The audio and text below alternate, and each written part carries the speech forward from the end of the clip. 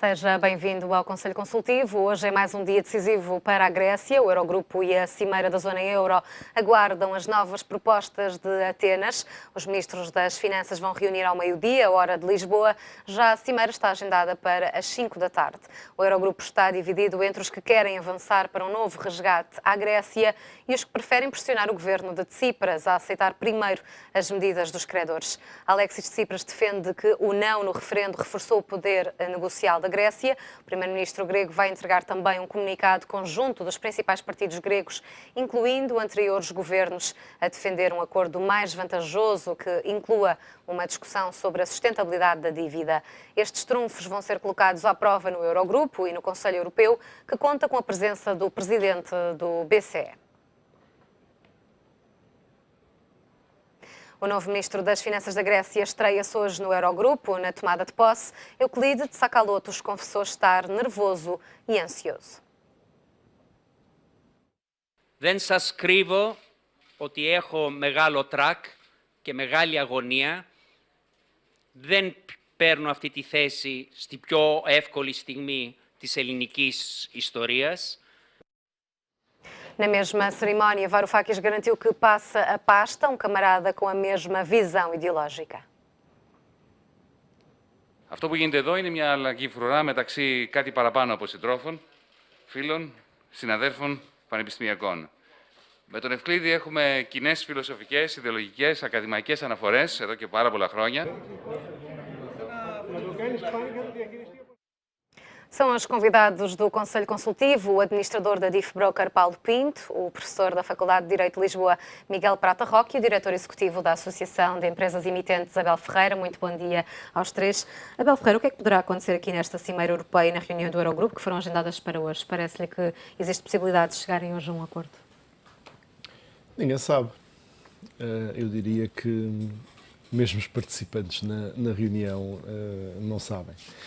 Mas parece-me pouco provável. A verdade é que antes do referendo existiam limites políticos àquilo que os credores da Grécia podem aceitar. E existiam, obviamente, limites económicos e financeiros àquilo que a Grécia pode aceitar. E esses limites não se alteraram de forma muito relevante e se alteraram foi no pior sentido, ou seja, toda a publicidade e visibilidade do tema, da forma como aconteceu ao longo da última semana, faz com que provavelmente os governos dos diversos Estados membros do euro estejam hoje numa posição mais difícil para eventuais cedências que possam ser vistos pelas suas opiniões públicas como recuos. E o governo grego, que já não tinha de facto grande legitimidade para negociar acordos, porque não foi eleito com esse programa político, veio agora também reforçada a sua posição no sentido de não poder negociar ou não poder ceder relativamente a algumas das exigências que lhe possam ser feitas pelos seus credores. E, portanto, tudo isto torna o esticar de corda mais tenso e tudo isto contribui para diminuir as possibilidades de um acordo, sendo certo que o mais relevante, e imagino que teremos tempo para falar um pouco melhor sobre isso, o mais relevante, de facto, não é tanto saber se poderá existir ou não acordo, é saber se, de facto, a economia grega é ou não é sustentável. E neste momento, nas condições em que se encontra e face àquilo que foram os últimos 6 meses, designadamente, eu tenho as maiores dúvidas que ela seja sustentável e que, portanto, seja possível manter-se dentro da zona euro por muito tempo que passe e por muito que continuemos todos a fingir que pode e deve continuar na zona euro. Miguel Prata Roque, resta a Europa aqui que faça um acordo com a Grécia? Não sei bem para onde é que a Europa quer caminhar, se quer caminhar para o caos, se não quer caminhar para o caos. É uma decisão, aliás, algo que é espantoso, a meu ver, neste momento, é a completa ruptura daquilo que é o princípio do Estado de Direito. Todos os Estados europeus são Estados que se pautam por esse princípio central, que basicamente diz o seguinte: o poder político só pode fazer aquilo que a própria Constituição, que os tratados internacionais, que a lei determina. E neste momento o que acontece é que há cimeiras entre a senhora Merkel e o senhor Hollande, que verdadeiramente, convém esclarecer, não são nenhum órgão da União Europeia. Acabei de ouvir, antes de entrar aqui para o estúdio, que o governador do Banco Central Europeu vai estar presente numa reunião do Eurogrupo. Ora, o Banco Central Europeu, teoricamente, é uma entidade independente dos outros órgãos da União Europeia. Já ouvi ontem a Comissão Europeia a dizer que também não pode fazer nada sem que seja antes legitimada por uma decisão do Eurogrupo. Convém explicar que o Eurogrupo é apenas uma reunião dos ministros das finanças dos vários Estados-membros, que tem apenas como função a coordenação da política, e não só da política monetária e financeira, mas também da política económica da União Europeia. Mas é apenas um órgão que prepara as reuniões do Conselho da União Europeia e que obedece aos inputs do próprio Conselho Europeu, que é constituído pelos primeiros ministros e por 2 chefes de Estado, pelo chefe de Estado francês e pelo chefe de Estado finlandês. Aquilo que eu estou a tentar transmitir, no fundo, é que parece que a União Europeia está a funcionar sem rei nem roque, ou seja, perdeu a cabeça. As instituições já não funcionam, os órgãos que têm competências para exercer funções já não as exercem, e depois passamos para uma fase que é a fase do estilo, porque a União Europeia já gostava de publicar no Jornal Oficial das Comunidades Europeias, agora o Jornal Oficial da União Europeia, regras sobre a formatação do tamanho das peras, dos tomates, dos parafusos. Agora, pelos vistos, quer também formatar a forma como as pessoas se vestem quando se apresentam nas reuniões do Eurogrupo. Porque, por exemplo, este golpe de Estado de dizer que o Ministro das Finanças de outro Estado-membro é uma criança, pela circunstância de se apresentar com uma t-shirt numa reunião desse mesmo Conselho, a meu ver, é esta tentativa de instalar um pensamento único no espaço europeu. E, sinceramente, enquanto cidadão e enquanto professor de Direito Constitucional e defensor dos direitos fundamentais, isso é que me custa. Porque é normal que as pessoas tenham posições divergentes, não é normal que a União Europeia caminhe para uma Europa de pensamento único e, para além do mais, uma Europa de pensamento único que contraria os próprios tratados. Paulo Pinto, há uma ameaça aqui real de colapso dos bancos gregos depois do BCE ter decidido não aumentar a linha de emergência? Não, os bancos gregos já colapsaram. O que nós temos, efetivamente, desde o final do mês passado, quando a Grécia entrou em incumprimento, é isso mesmo, um incumprimento da Grécia. Que ele não tenha ainda sido implementado, porque o FMI tem a prerrogativa de utilizar 30 dias, é já uma questão política. Mas eu gostaria de acrescentar uma questão àquilo que o Miguel disse e que eu subscrevo na totalidade, porque seria bom que houvesse mais gente a falar como ele acabou de falar. O que nós temos neste momento é um debate entre a democracia e a dividocracia. E aquilo que nós vamos ter hoje na reunião do Eurogrupo é, efetivamente, este debate de titãs. Por um lado, a dividocracia, que é aquilo que os outros 18 membros representam, e a democracia. É verdade que estas questões democráticas provavelmente terão que ser revistas, porque toda a gente, enfim, em princípio, foi ensinada a cumprir com as suas responsabilidades. E a democracia é muito engraçada enquanto há dinheiro que suporta essa democracia. Quando não há dinheiro que suporta a democracia, passamos a ter uma dividocracia.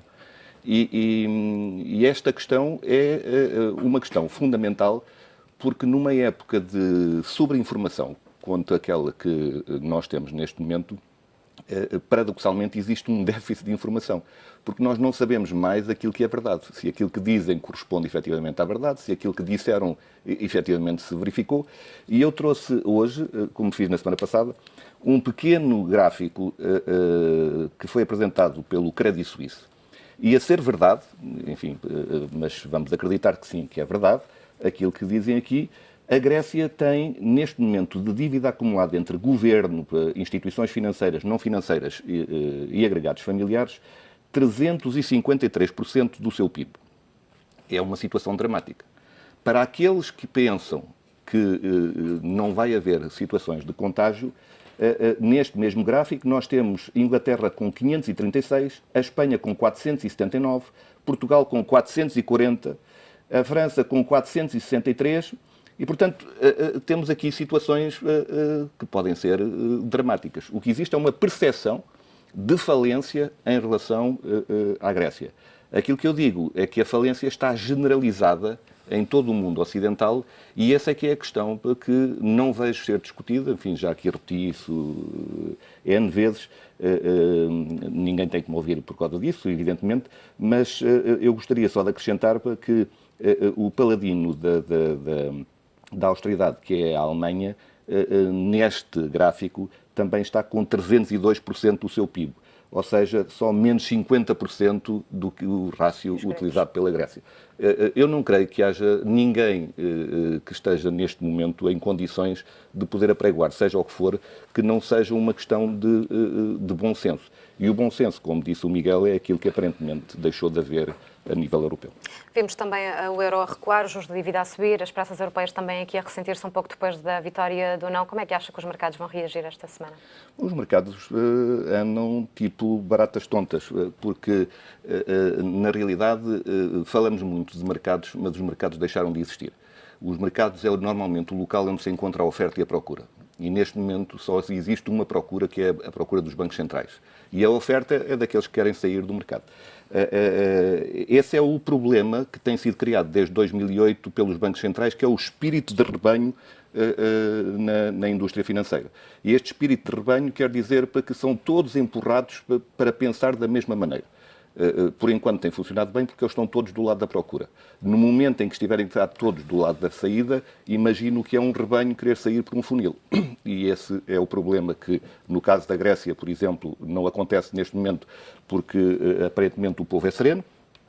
Por enquanto ainda está a ser sereno e curiosamente, se posso acrescentar, surpreende-me que nestas medidas tomadas pelo Syriza, enfim, pelo governo grego, que até agora têm sido, enfim, out of the box, apesar de não terem nenhuma ideia concreta, há uma coisa que me surpreende, é que eles não tenham ainda nacionalizado a totalidade da banca.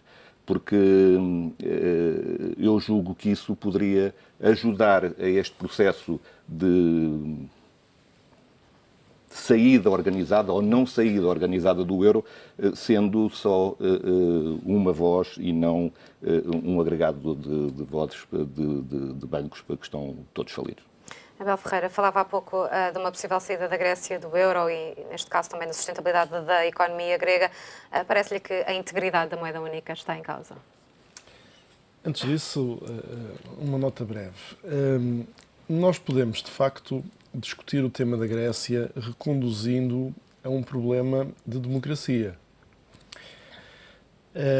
Parece-me que o problema da democracia e já agora do funcionamento e da eficiência das instituições europeias é anterior à questão da Grécia e é muito mais fundo e profundo do que a questão da Grécia. Na questão da Grécia, aquilo que nós temos é o concretizar de algo que já vinha de trás. E o que vem de trás é uma situação com duas dimensões distintas. Por um lado, uma entrega de soberania de cada um dos Estados às instituições europeias, que de facto, face aos seus mecanismos e principalmente ao seu modo de funcionar na prática, não têm uma legitimidade democrática comparável àquilo que é a legitimidade democrática que nós nos habituámos a ver nos Estados-nação. Mas, por outro lado, também uma entrega de soberania que corresponde à dimensão do endividamento. Ou seja, quando o Estado se endivida para lá de determinados limites, passa, obviamente, a estar dependente daquilo que são as opiniões dos seus credores. E a partir do momento em que isso é assim, passa a haver, de facto, uma tensão evidente entre o que é o seu poder de decisão democrático e aquilo que é o resultado dessa situação de endividamento. Eu acho que é interessante olhar para o caso português e para o caso grego numa perspectiva que não é normalmente aquela que se utiliza. Nós ouvimos muito dizer, e em muitos casos é importante que se diga, que Portugal não está na mesma situação que a Grécia. E normalmente são referidos um conjunto de indicadores económicos para tentar demonstrar que, de facto, a situação é diferente. Ora, parece-me que de facto existe uma diferença, mas que a diferença está noutro sítio. A diferença está em que, bem ou mal, em Portugal, nós temos tentado lutar contra uma situação de adversidade. E temos tentado lutar contra essa situação de adversidade, liderados pelas empresas, que são, na verdade, o grande herói desta luta dos últimos anos, e que procuraram reinventar-se e reinventar a sua atividade e reinventar os destinos da sua atividade. E, portanto, em Portugal, as exportações cresceram, as empresas portuguesas foram obrigadas a procurar outros mercados. Esta atitude não aconteceu na Grécia. Por responsabilidade ou não dos governos, e em particular do presente governo, a verdade é que os gregos parecem estar submetidos à ideia de que poderão continuar a viver de dinheiro emprestado e que esse dinheiro emprestado, que aliás já tem para eles um custo financeiro que é inferior àquele que tem para outros Estados que cumpriram programas de ajustamento, esse dinheiro emprestado terá um baixo custo e, no limite, não deverá custar-lhes nada. Ou seja, os outros Estados e os outros contribuintes dos outros países deverão, a fundo perdido, entregar dinheiro à Grécia. Mas, Abel, essa é a questão. Isto não é um problema de democracia. Não, mas essa é a questão moral de toda esta questão. Mas, independentemente da questão moral e da questão democrática, esta é uma questão prática. Não, mas a questão factual também A economia grega não se preparou, ao longo dos últimos anos, independentemente de tudo aquilo que aconteceu, para deixar de ser uma economia profundamente fechada e para poder oferecer ao mundo produtos e serviços que o mundo queira. Abel, essa é a percepção que as pessoas têm relativamente a esta situação.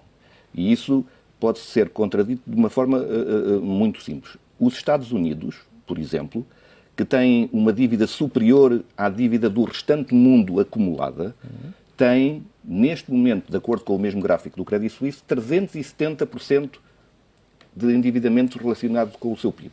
De acordo? Esta dívida nunca vai ser paga. Estamos de acordo com isso. Mas o problema do rácio é que o rácio tem numerador e tem denominador. Mas ninguém está preocupado com esta dívida nos Estados Unidos. A questão do rácio está em que nós podemos alterar o rácio diminuindo a dívida ou aumentando o PIB, ou seja, a riqueza criada.